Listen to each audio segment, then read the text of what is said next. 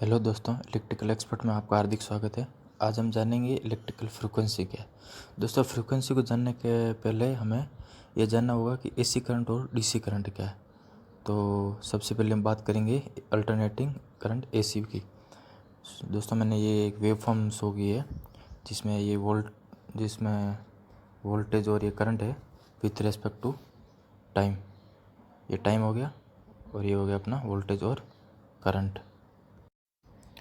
दोस्तों, इस wave form का मतलब है कि इसमें with respect to time voltage और करंट की डायरेक्शन चेंज होती रहती है। जैसे 0 to 180 डिग्री तक प्लस है और 180 डिग्री से लेकर 360 तक नेगेटिव है। मतलब 180 डिग्री तक इसकी जो डायरेक्शन है करंट और वोल्टेज की वो फॉरवर्ड रहेगी और 180 से लेकर 360 तक है वो नेगेटिव रहेगी। नेगेटिव मतलब रिवर्स रहेगी। दोस्तों, यहाँ पे प्लस और माइनस का सिर्फ और सिर्फ मतलब ये है कि वोल्टेज और करंट की डायरेक्शन क्या है। दोस्तों, यहाँ पर 0 से लेकर 360 डिग्री तक एक साइकिल कंप्लीट हुआ है।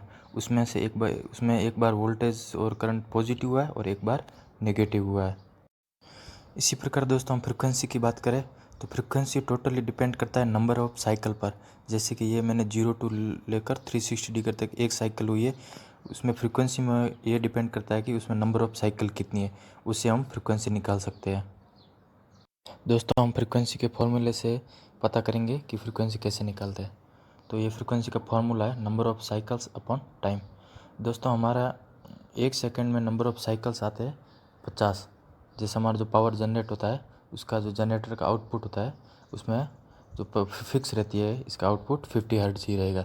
तो 50/1 सेकेंड हो गया, तो फ्रिक्वेंसी हो गई 50 हर्ट्ज। दोस्तों, ये 50 हर्ट्ज है जो हमारी इंडिया की स्टैंडर्ड वैल्यू है। दोस्तों, स्टैंडर्ड वैल्यू इसलिए है क्योंकि जो हमारे इलेक्ट्रिकल इक्विपमेंट है वो मैन्युफैक्चरिंग होते हैं वो 50 हर्ट्ज के लिए होते हैं। यदि हम फ्रिक्वेंसी को चेंज करेंगे तो फिर इक्विपमेंट है वो ऑपरेट नहीं होंगे। दोस्तों, आपको बता दूं कि जो अमेरिका की स्टैंडर्ड फ्रीक्वेंसी है वो 60 हर्ट्ज है। तो वहाँ पे जो इक्विपमेंट मैन्युफैक्चर होते हैं वो 60 हर्ट्ज के लिए होते हैं। और दोस्तों, कुछ ऐसे भी इक्विपमेंट होते हैं जो 50 और 60 दोनों के लिए मैन्युफैक्चर होते हैं। जैसे आपने यहाँ पे इंडिया में भी देखा होगा, कोई बाहर से जो इक्विपमेंट आ रहा है विदेश से, वो दोनों के लिए दोनों फ्रीक्वेंसी पे भी ऑपरेट होता है। बात करें डीसी करंट की, तो डीसी करंट में फ्रीक्वेंसी का कोई रोल नहीं होता। जैसे मैंने वेव फॉर्म शो की है, ये वोल्टेज और करंट हो गया और ये टाइम हो गया।